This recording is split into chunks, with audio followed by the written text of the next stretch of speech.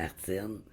Re-bienvenue là, à notre podcast En pleine face. J'espère que vous avez pu souligner chacune à votre façon la fête de l'amour, que ce soit au niveau de l'amitié, de l'amour de soi. Aujourd'hui, comme ça avait été dit la semaine passée, on va tenter de démystifier ensemble c'est quoi la violence. Donc, on va l'amener de différentes façons. Fait que je te laisse y aller avec un document qu'on utilise, puis que justement, qui peut nous éclairer à ce propos-là.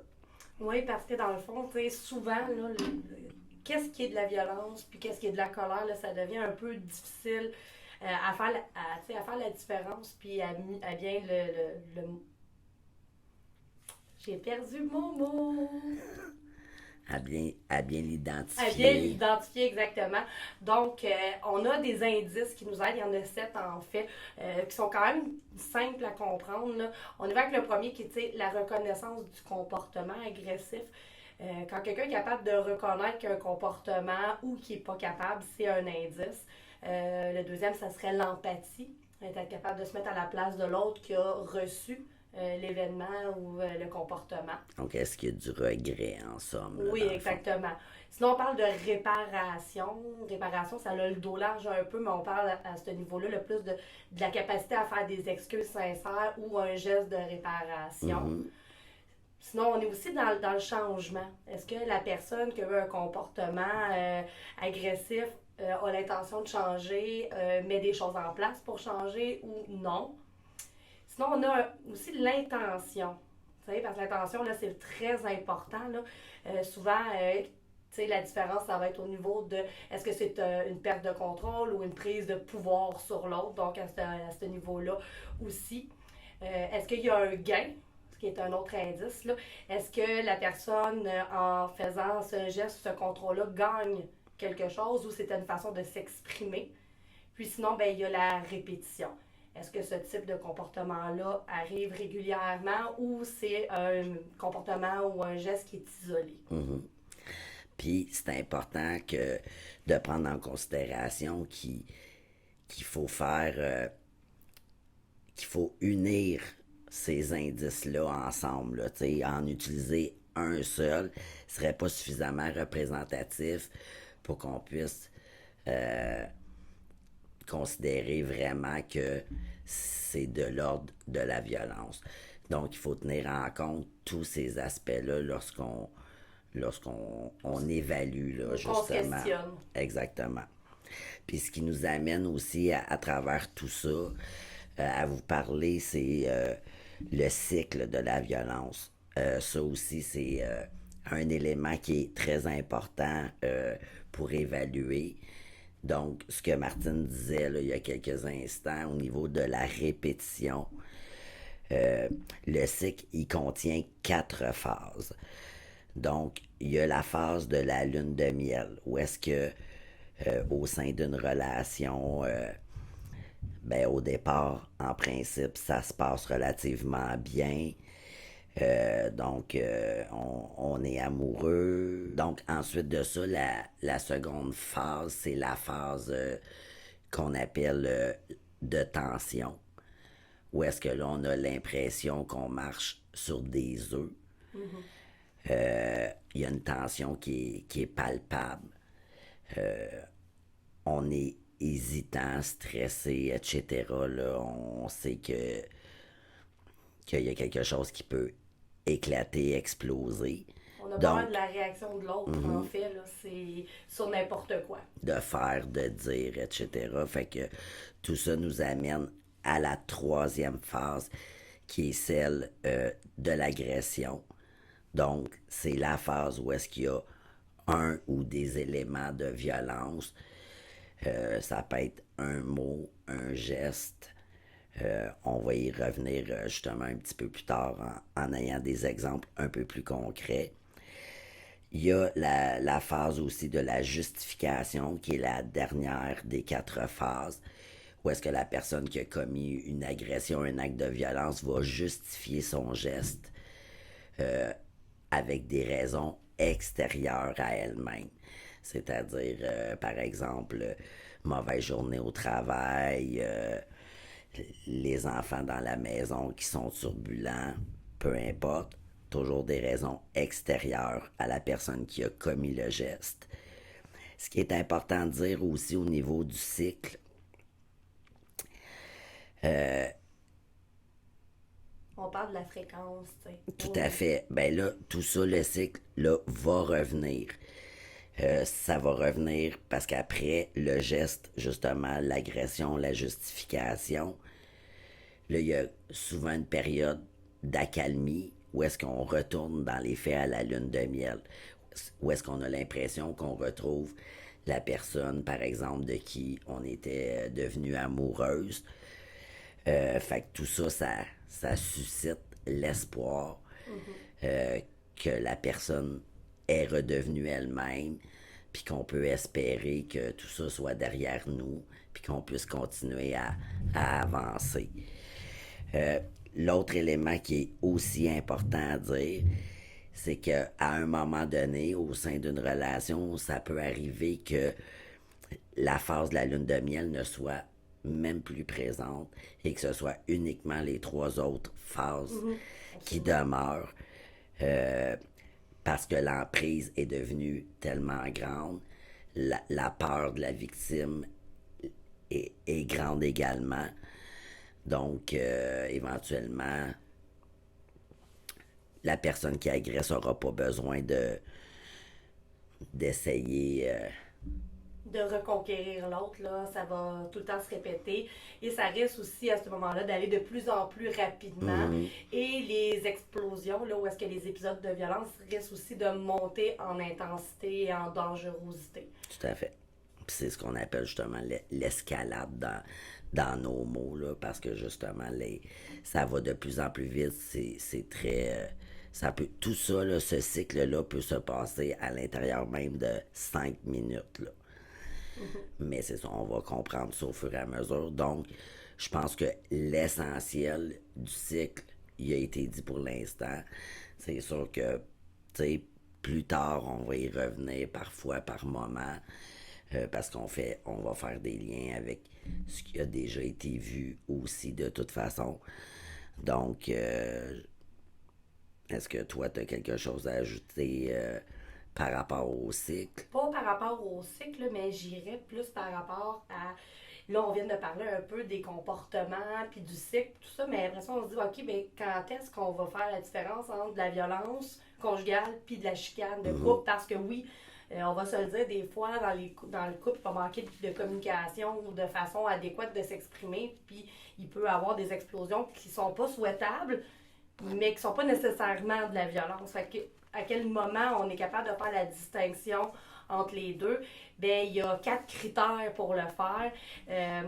Puis, tu sais, ils sont quand même très importants. On parle du premier critère qu'on parle, c'est le pouvoir, dans le fond. Dans le fond, c'est comment la personne le fait. T'sais, lors d'une chicane de couple, là, on veut pas avoir le pouvoir sur le partenaire.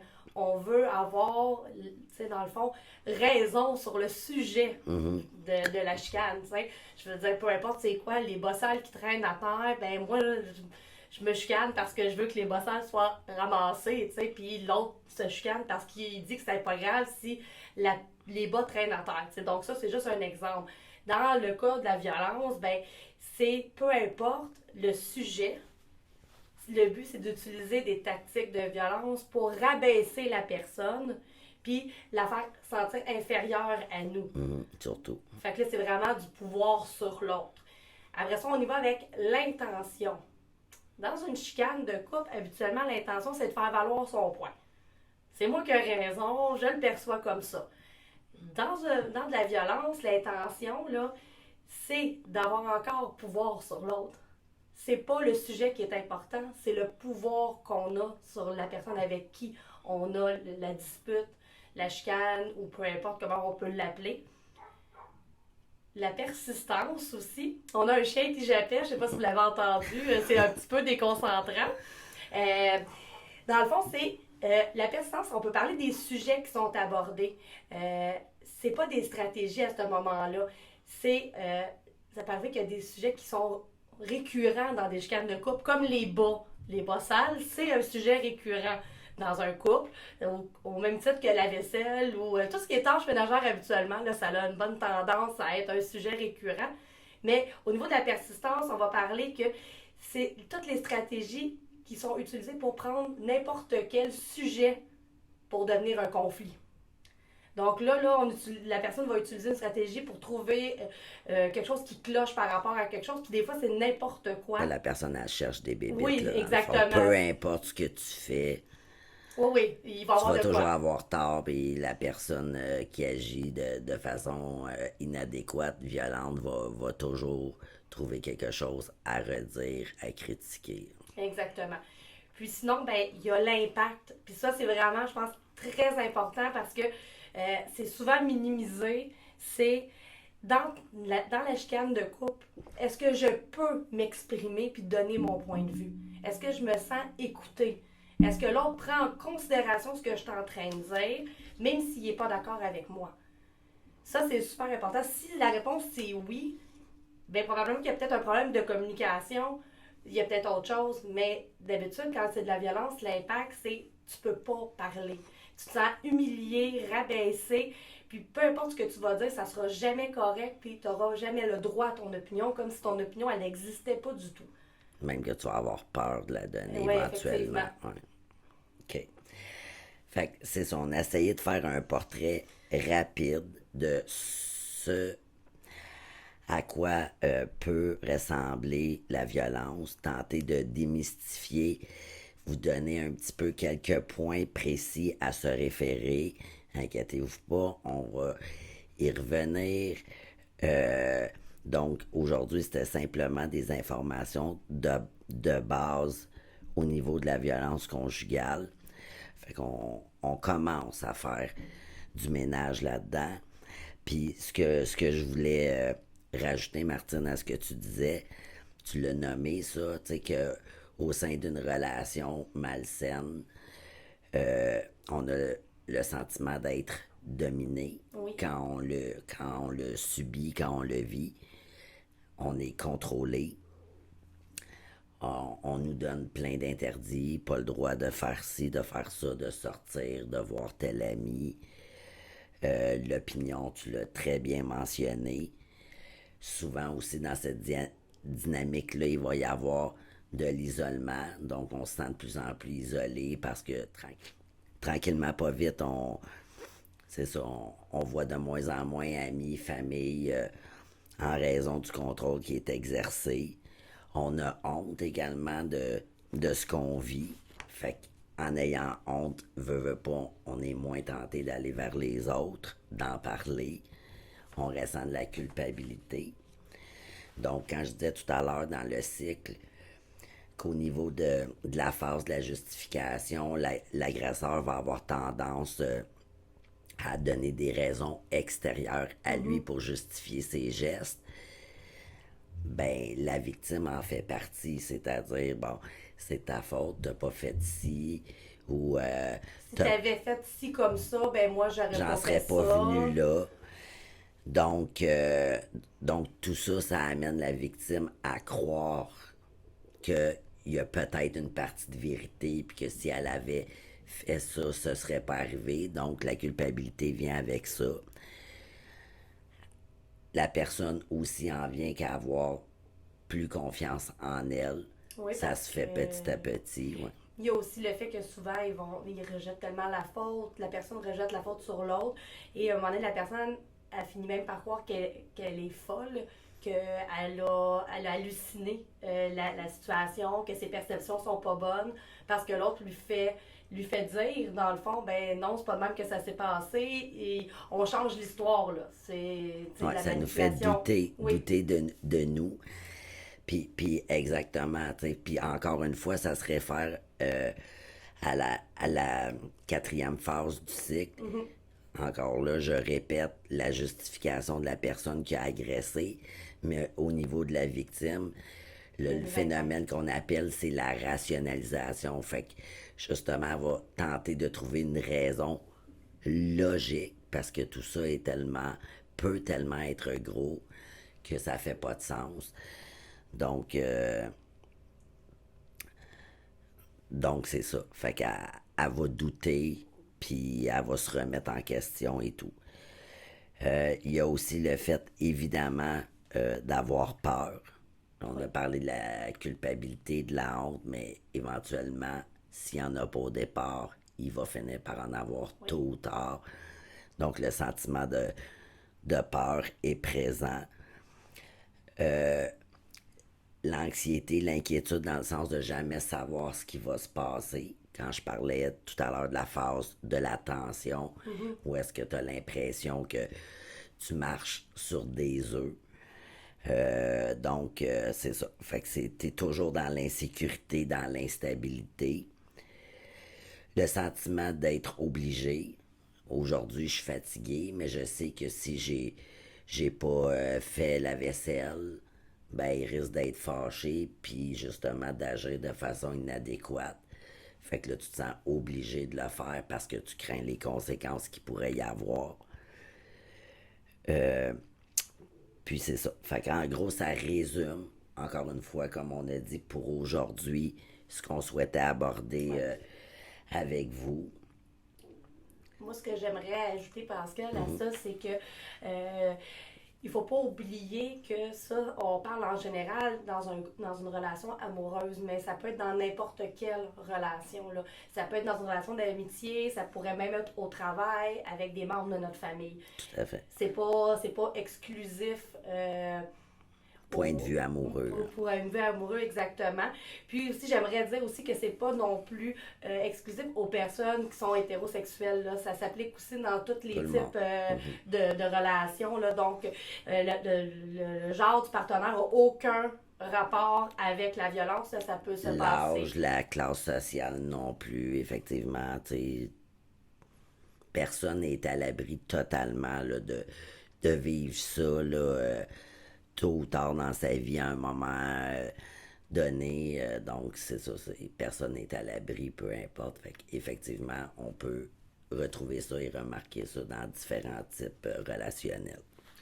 Donc, sur ça, j'espère que on a réussi, Pascal et moi, à expliquer c'était quoi la violence en général, puis que vous comprenez peut-être mieux ça, tout dépendant de votre niveau au moment de l'écoute de cette émission-là.